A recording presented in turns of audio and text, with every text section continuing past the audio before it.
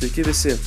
Šiame video atlieku štangos spaudimą gulint, rodau, kaip reikia atlikti drop setus taisyklingai.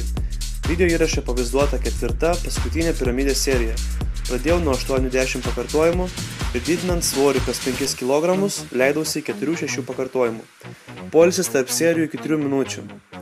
Atlikęs maksimalų skaičių, lėtai nuleidžiu štangą ir išlaikau raumenis įtampoje. Tuomet svoris pamažinamas po 10 kg iš abiejų pusių ir serija yra kartojama. Atlikimo technika. Nugara išriesta, štanga leidžiama ant krūtinės apačios, alkūnės eina į vidų, kojos tvirtai prispaustos prie žemės, užpakalis nesikelia. Serijos atliekamos iki tol, kol lieka tuščia štanga ir padaroma kiek įmanomų pakartojimų. Taip pat galite naudotis draugų pagalba.